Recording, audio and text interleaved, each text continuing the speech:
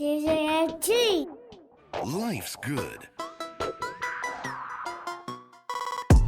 Hey, it's Diane, Kekey, and LG. This is episode 49 of the Now Up podcast, and we have been working hard behind the scenes for our 50th episode. We want to celebrate it with each of you, so make sure you tune in next week to hear some exciting news. In today's episode, we are going to be talking about the buffoonery Qanon, the conspiracy theory that rose to prominence in 2020. And if you're not familiar with QAnon, don't worry. We're going to discuss how it started, who are its followers, and what impacts this conspiracy theory has on our community. In the meantime, support the show by sharing this podcast with a friend and find us on social media. You can find us at Now What Radio on Instagram, Facebook, TikTok, and Twitter. And if you're really, really down with this show, take 2 minutes to head over to nowwhatradio.com and subscribe to our mailing list so you can be first to hear what's new. Now let's get on to the show. It is my hope that President Trump comes back as the 19th president of the United States under the 1776, and that he is inaugurated on March 4th. That is my hope for our future. That clip was just the latest bizarre and ludicrous belief that some QAnon supporters are advancing. Let's bring the listeners up to speed. LG, what is QAnon? How did it begin? And how did it rise to prominence this year? Well, first, let me mention, I am by no means a QAnon expert. This is just information I picked up along the way, if you will. So on the first one, what is QAnon? Let me try to sum it up. It's very difficult, but as you said, Diane, it is a conspiracy theory that has taken root firmly on the fringes of the American right. It basically is a mashup of conspiracy theories that holds at the highest level that Donald Trump is the savior of the world. Some of the disturbing views that some of the QAnon supporters include not only the one we just heard, but for example, other conspiracies such as the pandemic isn't real, Sandy Hook shooting was a false flag operation conducted by the deep state government, Hillary Clinton and many Hollywood movie stars are part of some satanic pedophile cabals who basically eat children. That's just to name a few of this mashup of conspiracies. But the second piece of your question, how did it begin and how did it rise to prominence? The early beginnings of this fringe conspiracy, according to a few different sources, October 17, basically started on a internet chat forum called 4chan, where a user named Q Clearance Patriot posted a thread titled "Calm Before the Storm," and the storm is actually now became kind of like a QAnon catchphrase for different events. But in this case, in 2017, basically this storm, if you will, was basically an intimate event in which thousands of alleged suspects were going to be arrested, imprisoned, and executed for being child-eating pedophiles. The poster's username by imply they hold some type of Q clearance. For our audience, that's basically a Department of Energy security clearance that is required to get access to information like around nuclear weapons and materials. But fast forward to 2018, the conspiracy started getting picked up by mainstream right-wing media. For example, Mr. Sean Hannity started sharing QAnon news with his social followers. And then, the biggest conspiracy theorist on the right, probably Alex Jones from InfoWars, actually claimed to be a personal contact with Q. And so, fast forward to July 18, a Trump rally in Tampa.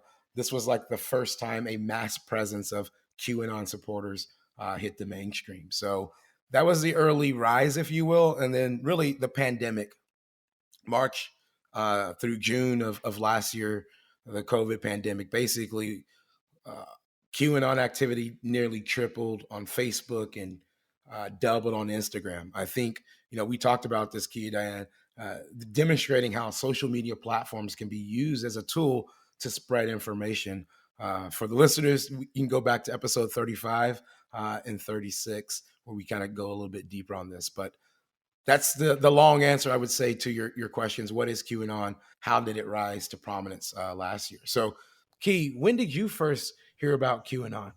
Yeah. Uh, man, probably around late 2018, early 2019. That's when I first heard about this Q person. It was a person. It was Q drops happening. But I definitely felt their presence way before. But one of the things that I will share with you, I was very suspicious of the Q movement from the beginning. And I have two reasons why I was very suspicious. The first reason is that the Q movement came out of conspiracy theories. However, it was very politically motivated and very politically biased. As someone who's a seeker of truth, someone who's been involved in, the conspiracy community and alternative media, typically those groups have been apolitical. They have not participated in politics because they felt it was fake, or they had critiques for at least both sides. The Qs only had critiques for one side. So that was very suspicious to me. But the second reason, LG, is even more damning, is that Q wasn't really revealing any new information. Like you said, everything that they were talking about is a mashup of an old conspiracy theory, and it sounded very old and recycled. Listen to this. It's a secret cabal taking over the world. They kidnap children, slaughter them, and eat them to gain power from their blood. They control high positions in government, banks, international finance, news media, and church. They promote homosexuality and pedophilia, and they plan to mongrelize the white race and make them impure and lose their place in the world. If that sounds like the Q conspiracy, guess what? It's not. What that is, that's a direct quote from the Protocols of Elders of Zion, which is a well-known book in the conspiracy community that was released in 1903. And why this is very important is because this is a collection of myths about Jews wanting to take over the world. These myths existed hundreds of years prior to that publication, but central to that myth, to that conspiracy, was that Jews kidnapped and slaughtered Christian children, drained them of their blood, and of course, they would enjoy their blood on Jewish holidays, right? I want everyone to understand that Hitler distributed what's called the Protocols of the Elders of Zion, and it was a part of the Nazi school curriculum.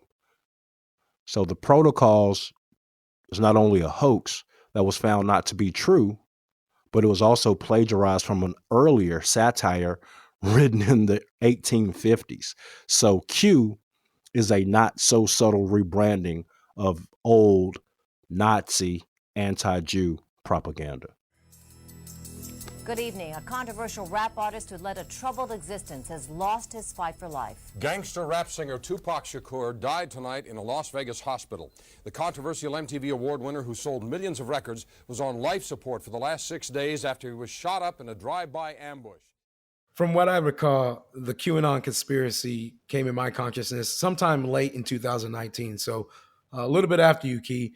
And originally, I just dismissed it as nut jobs being nut jobs on social media. But if we fast forward to the 2020 political season, the recent storming of the Capitol as well, and it's clear that some of these fringe ideas and beliefs are no longer fringe and have really infiltrated mainstream politics, making this conspiracy more dangerous, in my opinion. Key, from your perspective, what makes QAnon conspiracy different from, say, the Tupac is alive conspiracy that was so prominent in the late 2000s? How is this conspiracy more dangerous? Yeah, absolutely. So while there could be, some similarities, if you want to look at it and say they're the same, because one is a conspiracy theory, you want to look deeper than that, because the Tupac, conspiracy theory is more or less fan speculation.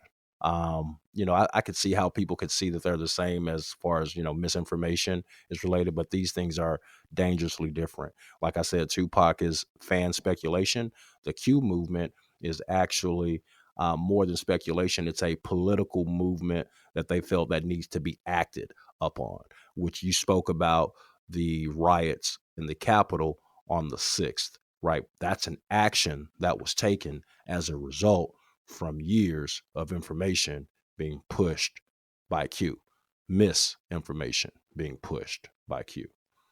Yeah, Key, I never really paid too much attention to the whole Tupac is alive. Like I said before, I don't know if I can live in a world where Tupac and Aaliyah are alive somewhere living, on a remote island because, that's You just live in reality. that's just too hard to comprehend.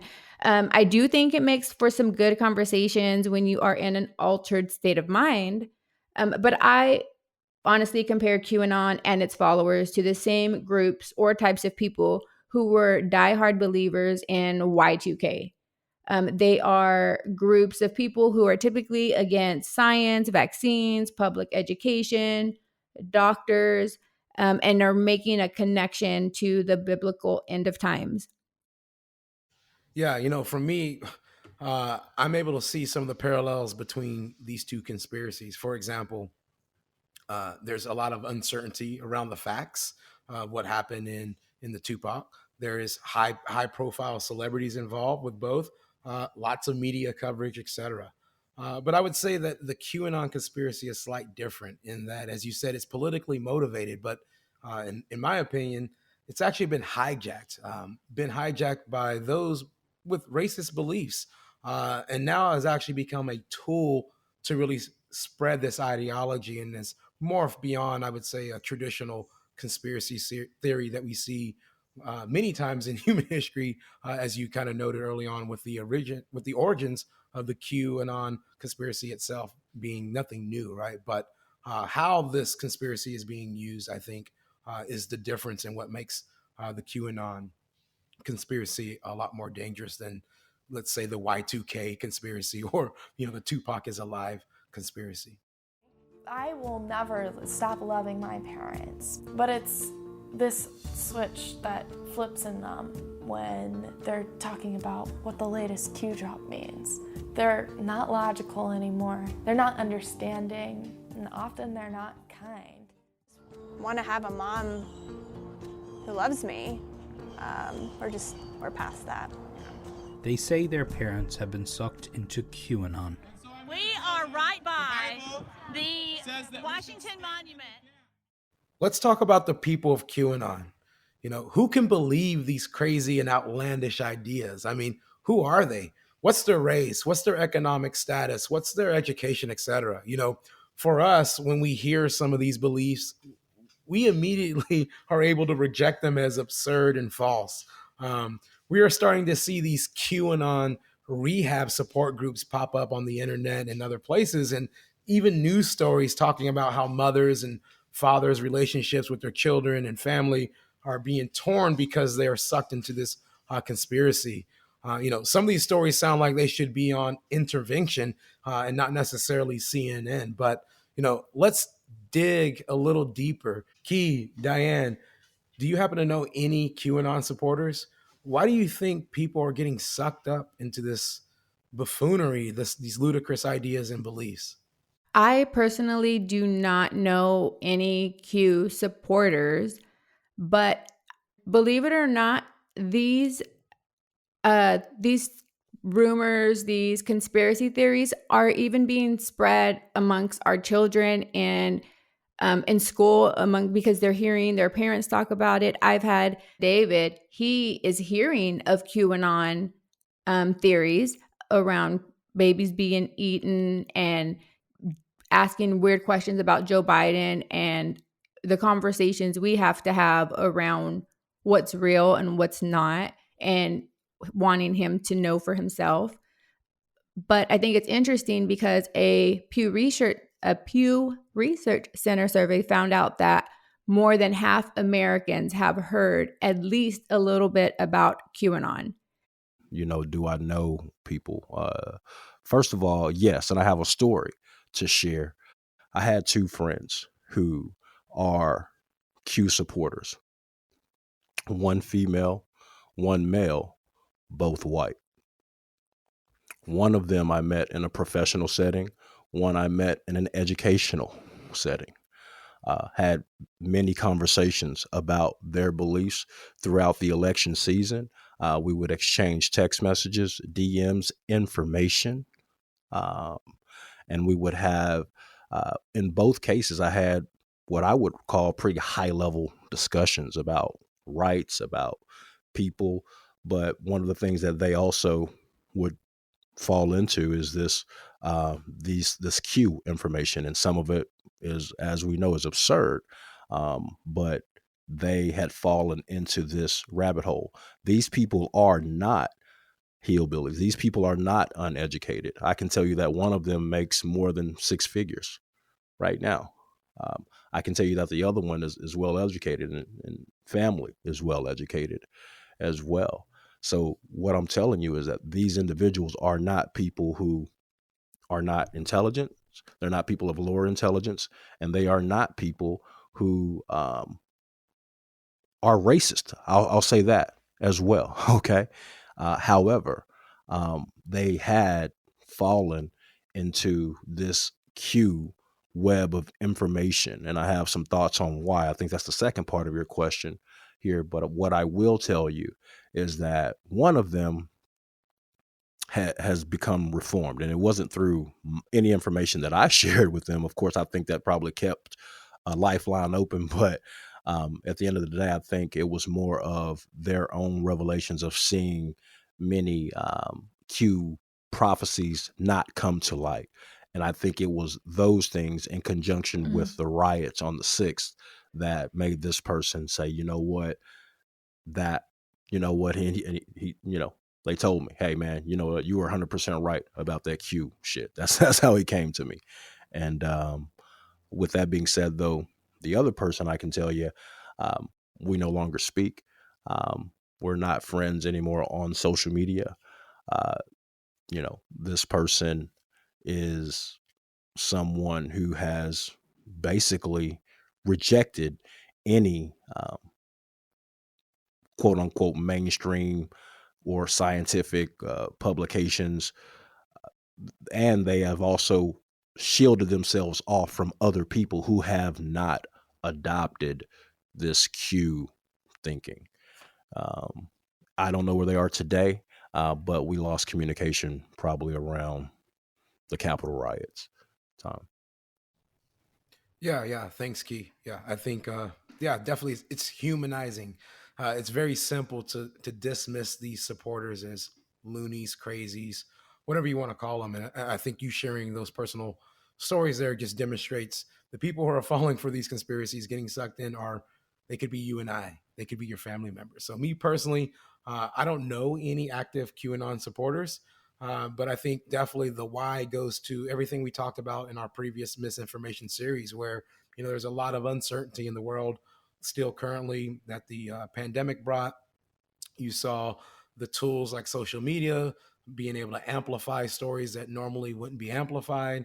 And then I think just overall, the people who are getting sucked into these conspiracy theories, there's that human need to feel like you're part of something, or, I think the Q situation with dropping Q information, if you will, there is also that in the know type of feeling that humans like just by having certain special information, for example. So getting sucked in is all about psychology.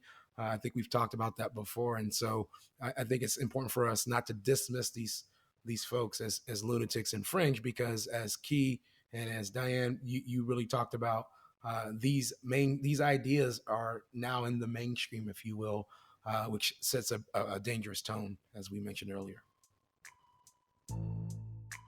Great discussion today. I'm glad that we're talking about this.